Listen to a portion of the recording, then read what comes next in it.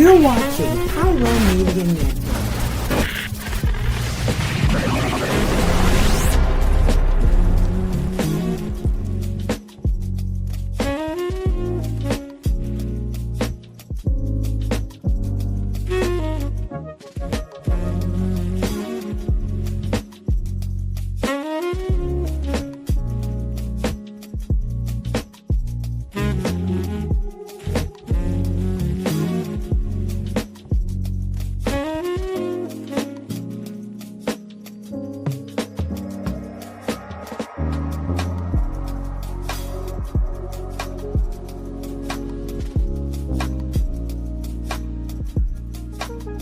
Thank you for tuning in. If this is your first time joining us, welcome. We hope your experience is fruitful. Please feel free to visit our website to find out how you can join our growing family. While we are loading your experience, please do us a quick favor and hit that like button from whichever platform you're watching or listening on. Also, share so others may enjoy as well. And we hope you would consider hitting that subscribe or follow button so you can check out more of our amazing content. All right, let's start the show.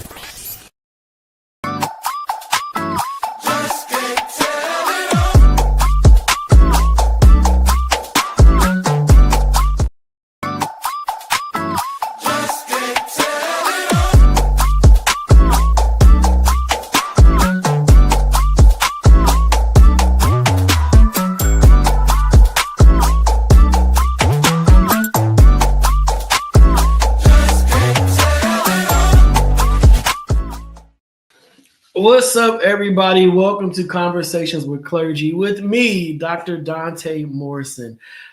Whew! Talk about exhaling. So I'm getting back in rotation of just doing these shows and doing these conversations and doing these much needed talks because there's a lot going on and we got to be honest, we are oversaturated with bad news. Oversaturated with political drama, political foolishness, just political. Everything that we are being faced with right now politically is nothing nice. And because of that, a lot of us are trying to find ways to just unpack, understand, and to just process just the mayhem that we are experiencing. However, starting right now, it's been hitting home, but it is like hit home. The sugar honey iced tea has hit the fan for me and many of my colleagues who work in the field of sexual health, specifically HIV prevention, education, and linkage to care.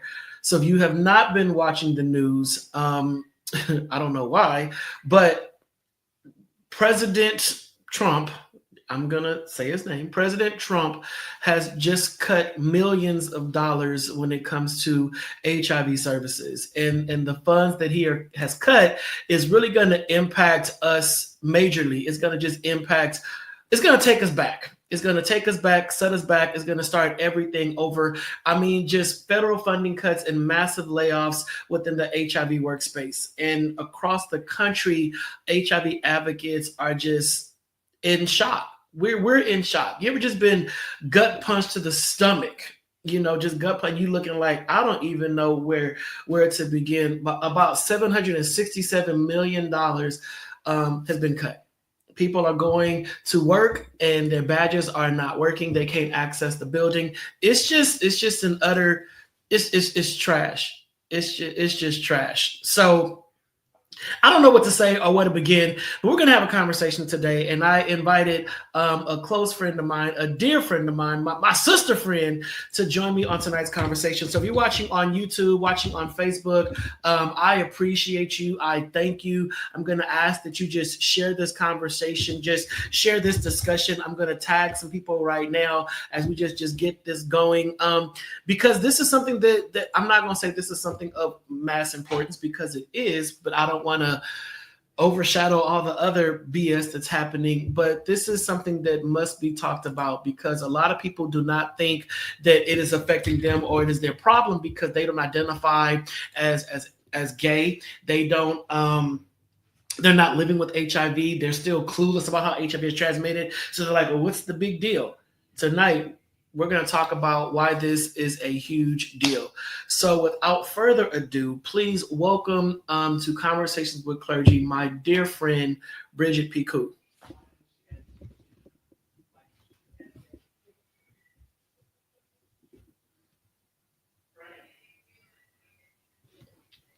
You gotta unmute yourself, sis. You gonna come on? You There would you go. think They that I would know listen. how to use all of this technology. It's been 5 years, and I'm gonna get it together at some point. We had a And whole all of this, brand interest for you. We had smoke and mirrors and whatnot. You come on and just silence. we're gonna let my hair and the glasses make up Right. for it, and everybody is gonna forgive me, and that's just how it's But gonna we, be. we get it. It's a lot going on. So Bridget, you go ahead and introduce yourself to the people while I invite some more folks to this conversation. So hello. First of all, hearing you say it, even though I'm tuned into the news, is really such a stark like moment. It just stops you in your tracks. So Mhm. having said that, I am Bridget Piku, aka Nurse Bridget. I am a woman living with HIV. I have been, this is my 13th year, which is wild. I do advocacy work. I write a column in a magazine called Being Bridget, which is about my life living with HIV. I dabble in a lot of areas in HIV because I like to know a little bit about a lot. So research, cure, aging. If I can stick my toe in it, my toe is in it because it's important because my communities Mhm. intersect in a lot of different ways. I'm not just a woman, I'm a Black woman. I'm not just a Black woman, I'm a Black woman living with HIV. I'm a Black woman aging with HIV. And so all of those things make all of that important to me. So thank you for having me. I appreciate it. And it is an No, important conversation. yeah, definitely. And Bridget, I thank you. Hey, let me just say thank you for your transparency, and your willingness to just be a voice. A lot of people still don't think that women are susceptible to HIV. They still think that it's a gay disease. They don't understand that we have to continue these kind of conversations now more than ever, because the monies that were funding these kind of discussions, that was pushing forward progress, are gone. And that is the Right. stark reality that we're living in right now. Gone.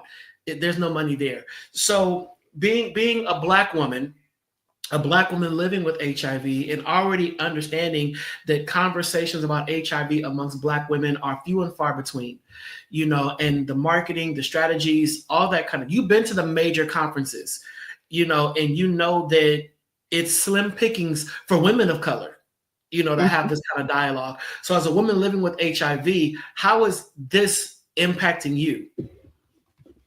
I am not a woman who scares easily, right? I think that being diagnosed with HIV made me face my mortality in ways that a lot of people, haven't. Even though at the time I got my diagnosis, it wasn't a death sentence, right? But it still makes you evaluate and look at your life. Mm-hmm. And silence is going to kill us. Mm-hmm. Silence has been killing us. And it is only going to get worse with all of the cuts and all of the efforts to erase everything that we are. I think what you were saying is really, really critical, because I don't think people understand that this is not just about being gay. It's not just about living with HIV, and it's not just about being Black. It is all of the ways in which those things touch and how they ripple out to our communities. And I'm very much a person that has been in the FAFO club. I'm not gonna cuss on the show. I'm gonna try not to. But I also need for folks to recognize that there's only so far that we can go with that. Like, we want folks to learn a lesson about patriarchy and about white supremacy and about the fact that what impacts one impacts everybody. But at some point, we're going to have to figure out ways to work together and come together, because they come in for all of us. And I don't think people understand that. Yeah. Yeah. And I think that's the part that I am frustrated by, but at the same time, I do have empathy. People don't know which direction to go right now. I did a talk earlier today, actually, about intersectionality. And when we are faced with so many different things, and I don't think that people of color, we're not taught intersectionality in a way that would help us to understand the traumas that just being our whole selves can be. So for me, I'm Black, I'm gay, I'm living with HIV. That's 3 roads I have to travel down. So when we think about this current administration, my Blackness is under attack, my sexuality is under attack, and my HIV status is under attack. So I ask people, how many rallies do you think that I can physically do without collapsing? Like I can do the HIV funding march on today, then tonight run across town and boycott against all this anti-LGBTQ stuff, and then wake up in the morning and go do the We Need DEI march as a Black person. And I don't think people understand that your mind will explode and you will never find rest. So we think about what are your intersections that you exist at? So the first 3 that being Black, being a woman, living with HIV, the attacks on the womanhood and autonomy of being able to make decisions about my body sexually and reproductively, right?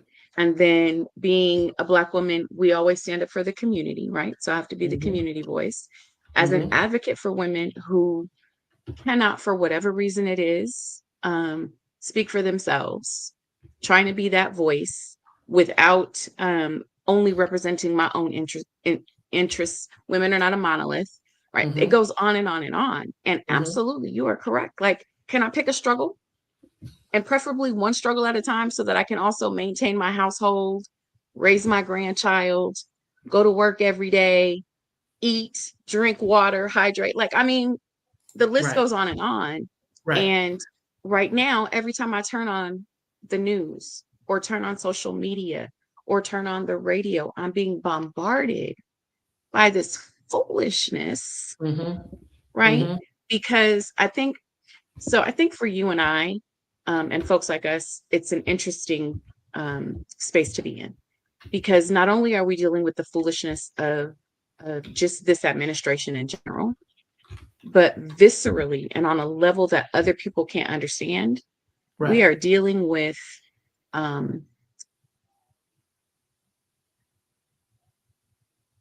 livelihood, and I'm I don't know what we're gonna do, because it's hard not to be overwhelmed with stress and anxiety, and kick into, okay, now what are we gonna do mode. I'm tired. And I know you are too.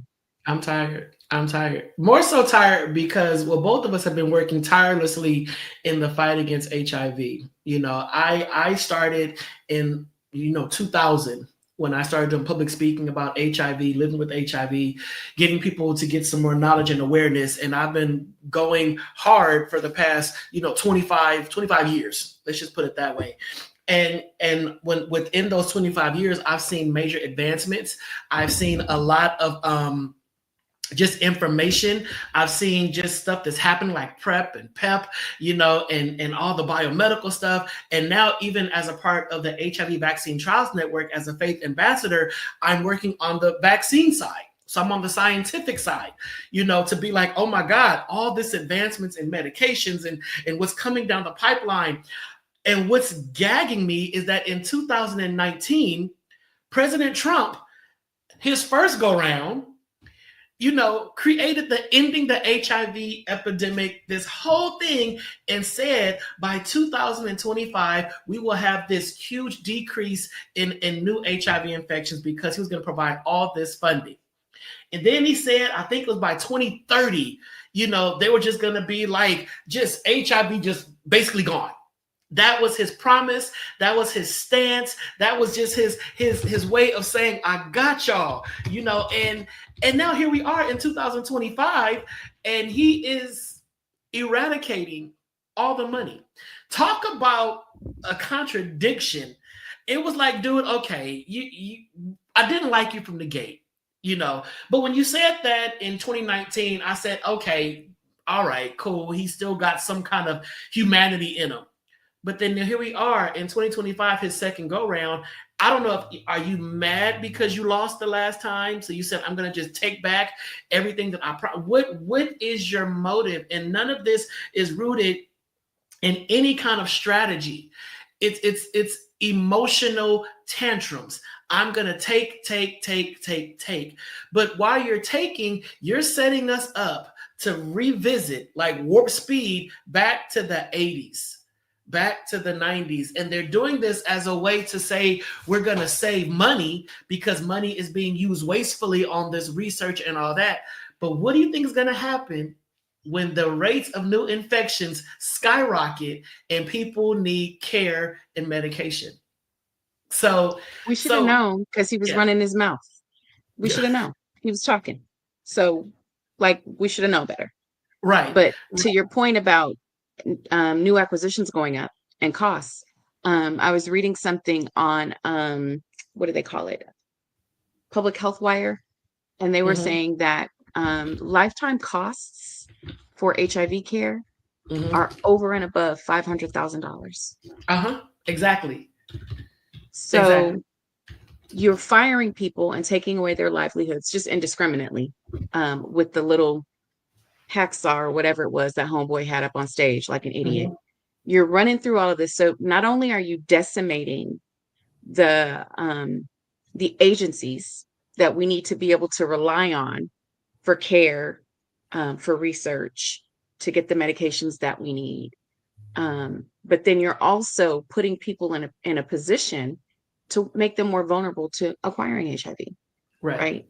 No job means I got more time to sit around and do nothing with my life. Possibly put myself into positions that I might not normally be in were I employed, and providing for my family. Right? I don't use the word at risk. It annoys me, but you're allowing folks to step into vulnerable positions that they might not normally be. Right. And doing it indiscriminately. Like, and I can't even say like you don't care because we know he doesn't care. Right. I genuinely, I'm not a conspiracy theorist. You know me for a long time. That's not my get down. I like things rooted in solid and science, but I cannot help but feel like this really is about the haves and have-nots. And since he's not Black or gay or living with HIV, what does he care about us? Never mind the fact that we're all Americans and all humans, right? It's supposed to be make America great again. Where? And I think because the stigma around HIV, unfortunately, is still that it's a gay disease. And we already know that to be gay is anti-American in the minds of, this current administration, that if they target us, maybe then we'll just die out. Maybe we'll just die of AIDS. Take away the money for the research, take away the money for prevention, take away the money for any kind of access to care. Maybe they'll just die. They'll just drop dead. But my thing is when we look at the data and look at the statistics for HIV rates in America, it is hard to believe that all of Congress, all of Senate, all the state of that none of them are living with HIV. Not one of y'all have HIV. Not one of y'all fall within the risk category. So why is there this silence why is there silence about half of the stuff that he is doing? And I get if you are a part of a political party that you want to rah-rah and go ham for your political party. But like we've been hearing for the last 2 weeks, this is not about left or right. It's about right and wrong. Right and wrong. This right here is 100% wrong. I don't see any validation for it. And not only are you taking away money, for HIV research, education, prevention, the unemployment rate just went up. You're firing thousands of people that at the same time. Where are they going to go to work? Because many of them have been working in this field for decades. This is all they know. So where are they going to go? And if you've been working in this field for decades, more than likely you make a cute coin. So now to uphold my standard of living, I cannot go take any old job. I can't do that. So the job market is now about to be super competitive because people who work at CDC, NIH, and all that, they have degrees. These are degreed and qualified individuals. These are not starter agencies where you just walk in. No, you have to be vetted. You got to be of a certain caliber of intellect and knowledge to land a position at those spaces. Where are they now supposed to go? Where do they go? So I think it's so many layers to this. So people are saying, well, I'm not concerned about HIV. Are you concerned about the unemployment rate? Are you concerned about the fact that that job you thought you were a shoo-in for, the person who has that degree is about to trump you, no pun intended, and take that position? Are you aware of that? And now that we're in this space where it becomes you're going to get hired based upon who you know. Because people finna call in some favors.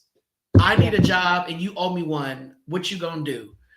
You know, and they may not be the best. So there goes the this is supposed to be about getting rid of diversity, equity, and inclusion, right? And getting rid of the unfair advantage. But it's just going to turn into a different type of unfair advantage, one that leans in favor of the patriarchy. But this whole idea of merit really comes into question when you start thinking about the very thing that you're talking about, right? The level, the sheer amount of people that are going to be looking for work or living off of the government, which, we're eliminating waste, right? You're creating more waste by putting people in positions that normally would not have gone or had to have gone to public services in order to feed their families and keep a roof over their head. Right. And there's no other word for it other than stupidity of there's no planning in it. How could you have a whole, how many pages is the Project 2025? Wait a minute, that doesn't exist. Okay, the thing that the book that must not be named. You didn't prepare anything in all of those pages for a humane and organized way in which to do this. That's propaganda, Bridget. Don't get my show canceled. That's propaganda. I'm sorry. That's propaganda. That's what. It's propaganda. And Spencer hit the nail on the head. Spencer said, "Folks just don't get it." And Spencer, like we said at the top of the show, people don't know what to get nowadays. There's so much stuff happening where people of color are being targeted. And when I say of color, that means Blacks, Latinos. We ain't even got to the Asian Pacific Islanders yet. It ain't their turn yet, I guess. But it's coming. It's coming. But the Latinos, trust, it's a lot.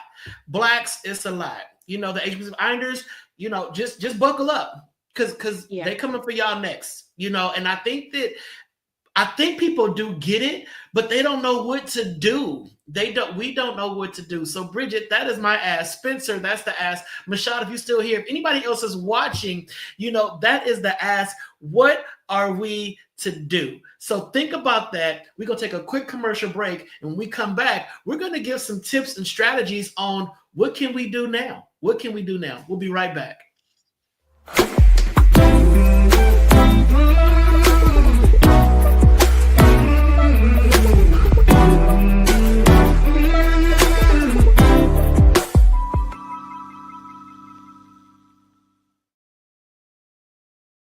Hey y'all, it's Nicole D. Vick from Nicole D. Vick Live, and you're watching Pyro Media Network.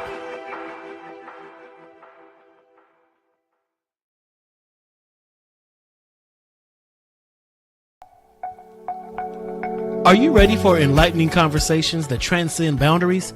Get ready for Conversations with Clergy, brought to you by the HIV Vaccine Trials Network. In partnership with the world's largest publicly funded international collaboration, the HVTN is dedicated to evaluating vaccines to prevent HIV and COVID-19. But their impact doesn't stop there. The HVTN is at the forefront of advancing vaccinology, social and behavioral sciences, statistics, immunology, and even contributing to the research on tuberculosis and COVID-19 vaccines. By supporting Conversations with Clergy, the HVTN not only brings you thought-provoking discussions, but also contributes to the global effort to combat infectious diseases. Tune in, stay informed, and be a part of the change. Conversations with Clergy, supported by the HVTN, empowering conversations, empowering lives. Join us in this journey of knowledge, understanding, and progress. Conversations with Clergy, proudly brought to you by the HIV Vaccine Trials Network, because together we can make a difference.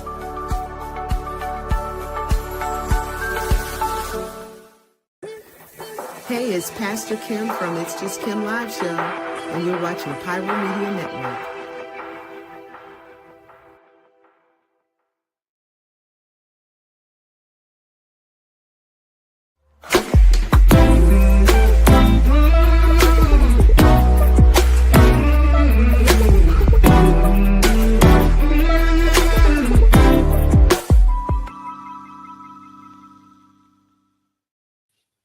All right, so we're back for the final segment of Conversations with Clergy, and with my dear friend Bridget B. Cool. Fun fact: me and Bridget have known each other since the 7th grade. Wild. We are both too young to be this old. Right. We have been friends since the 7th grade. Curtis Junior High School, not middle school, Curtis Junior High School in the city of Carson. So we go back. Listen. So Anthony Brown just chimed in and says, since the stock market crashing, something is about to happen. When their pockets are affected, things change fast. And that's good, Anthony. But here's my thing. Why are we always so reactive instead of proactive? They did not think that all the stuff that dude in office was doing was going to cause a stock market crash.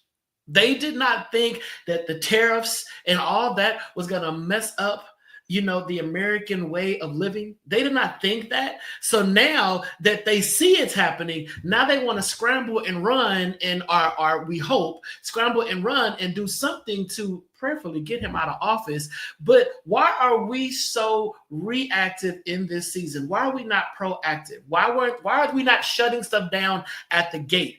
When he signs it, why are we not pouring gas on it and lighting it on fire and saying, man, that's stupid. Shut up. Try something else. Why are we not doing that? Because here we are now with no funding for certain components of HIV education, prevention, and research.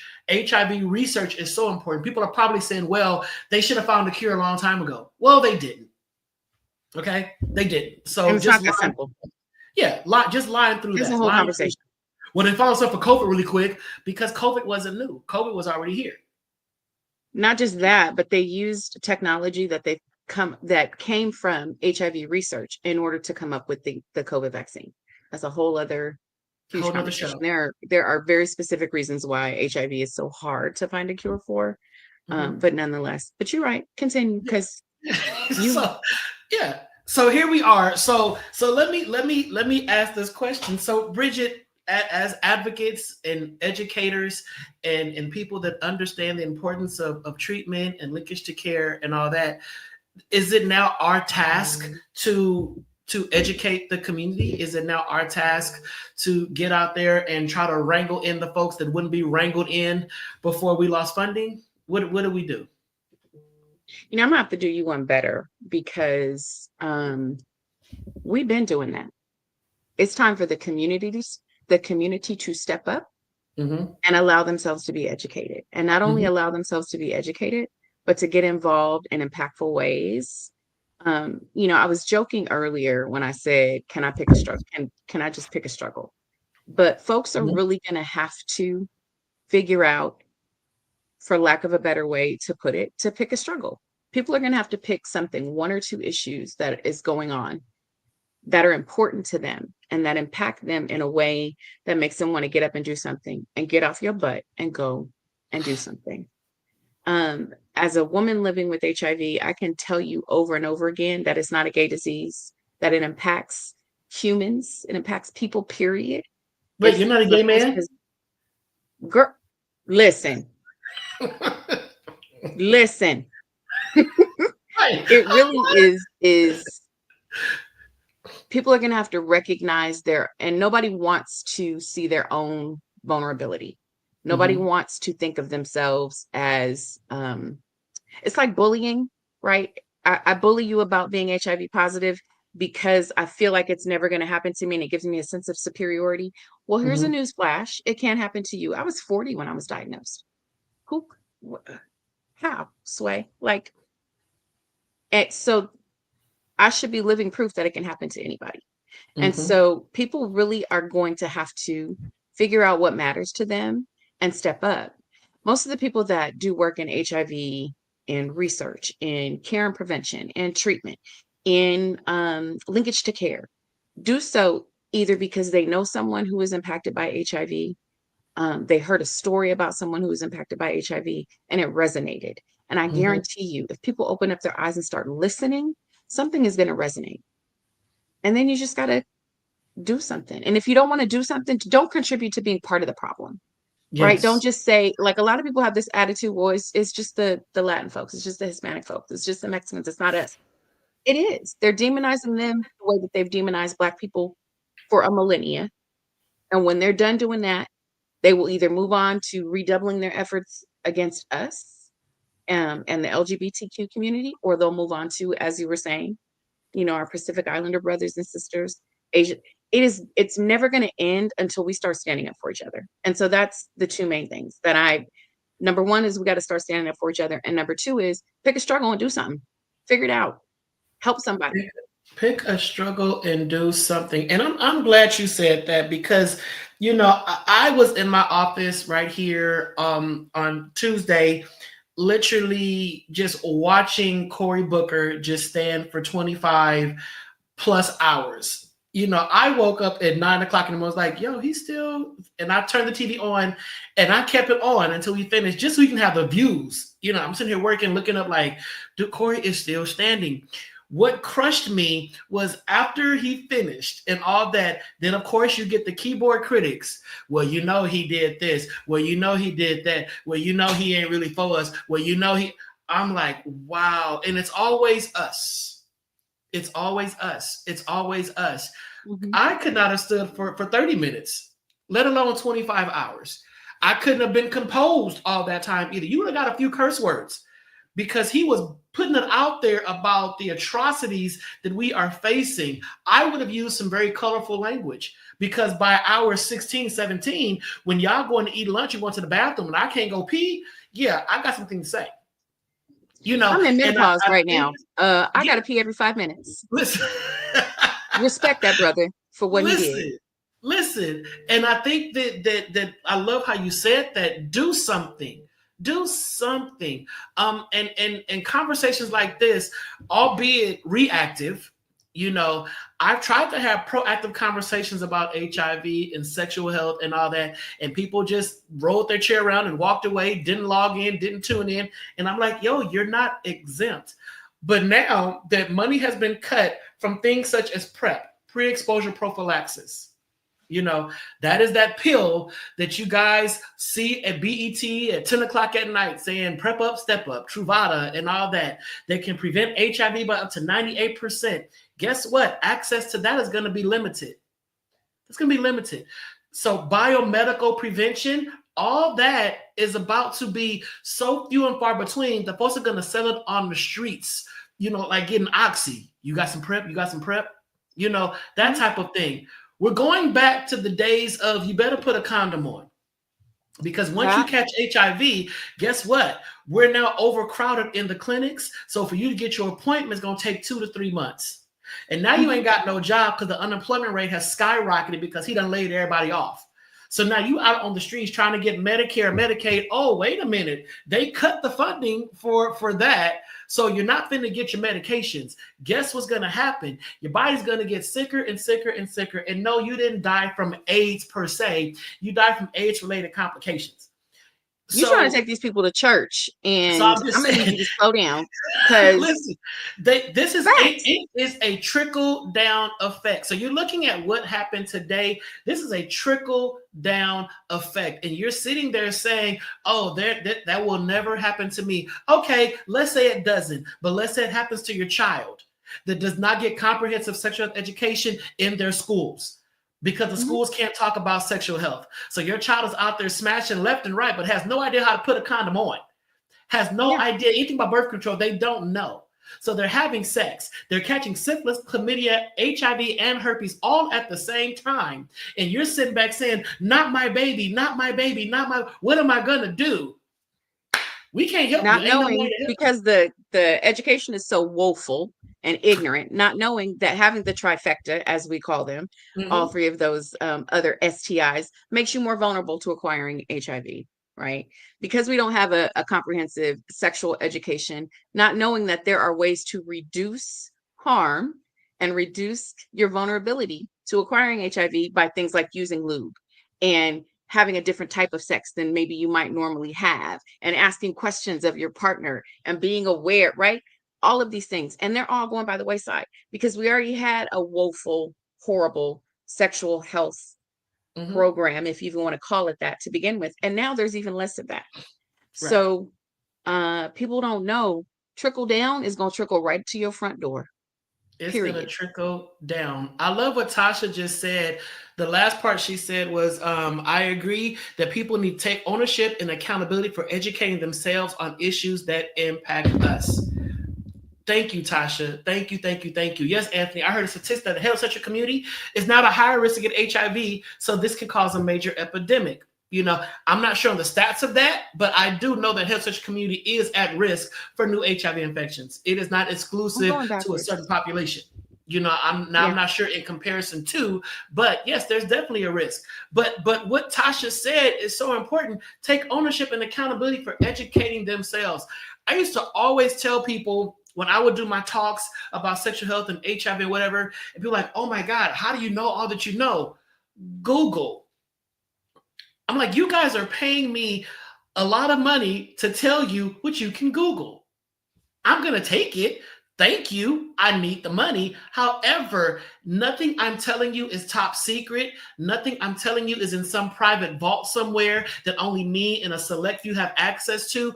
Everything that I know, everything that I've learned, everything that I'm sharing with you is Googleable. And you can access it. Sit your kids in front of that computer and have them Google some information and some knowledge instead of being on social media. Monitor your children's learning, because right now, Black kids, when it comes to Black history, if their mama and daddy don't know about Black history, guess what? The kids ain't gonna know Black history. If the mama and daddy can care less that the whole Black Lives Matter monument was just eradicated in DC, that Black monuments are being destroyed, that they want to take down the African American Museum, that they want to do all of that. If the parents don't care, guess what? The kids are gonna be like, my mama said that wasn't no big deal. It's whatever. It's whatever. And we're letting them win. We're right back to being reactive rather than proactive. Exactly. Takes 2 seconds. Like you're saying Google, but it's Google, it's Bing, it's Yahoo, it's AI now. I do want to add, there's discernment that needs to go on top of that, right? Like, because some people will Google some stuff, click on it, and not pay attention to the fact that the link is from 1992 and not 2023, 2022, right? 2025. Right. Like, if you're looking stuff up, make sure that it's accurate information. But it's a sad and sorry thing. And I don't know where our passion went. I don't know where, because we still have plenty of pride. There's still plenty of pride. Black people still have plenty of pride. We always have that. But somewhere along the line, we've lost the passion for our communities and holding our communities, not only holding our communities together, but holding our communities accountable.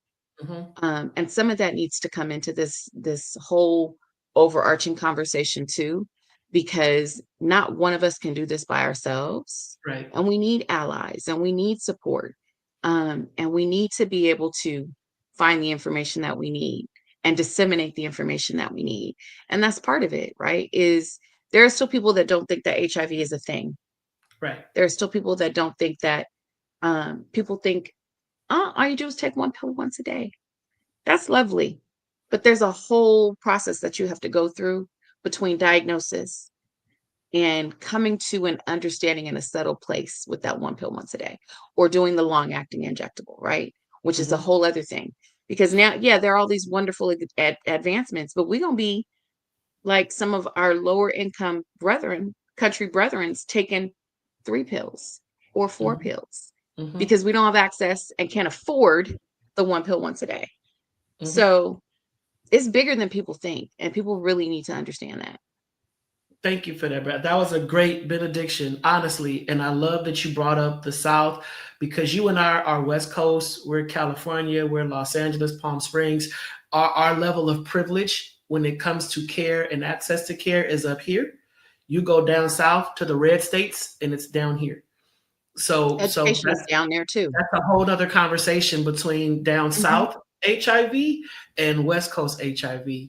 So listen, we got 3 minutes left. So Bridget, let the people know how they can reach out to you. There may be some women out there either living with HIV or concerned about contracting HIV. How can they reach out to you as an ally and an advocate?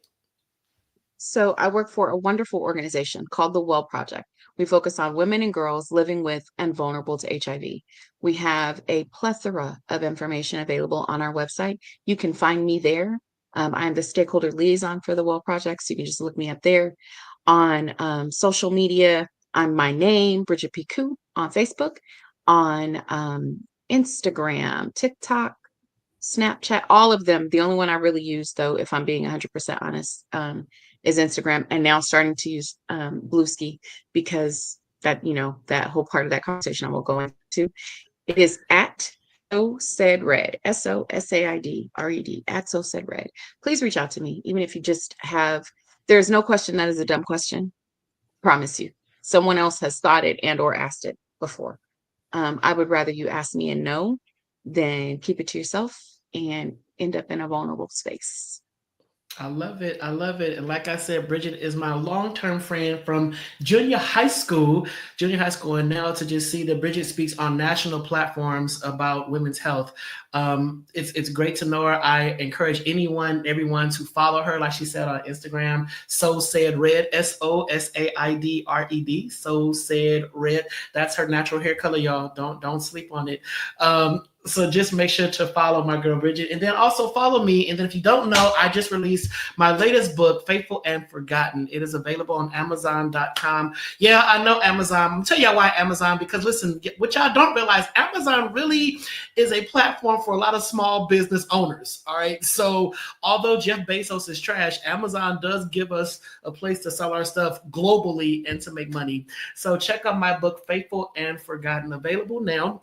It is on hard copy, paperback, and ebook, but then the audio version is coming in May. It is being read right now, and it's being read in a phenomenal voice. Oh my God, this dude's voice is amazing.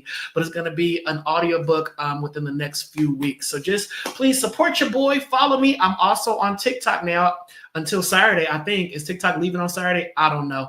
But I'm on TikTok, Instagram, Facebook, YouTube, all that kind of stuff. So check me out. Thank you for tuning in on tonight. Next week, I have another amazing guest, J. Christopher Watson from New Orleans. And he's going to come with all his accent and all of his advice on how we can move the needle forward from a political space. All right, he's a political activist. That conversation is going to be amazing. So have a blessed remainder of your night. Get some rest, and we'll talk when we talk. All right, take care, everybody. Good night.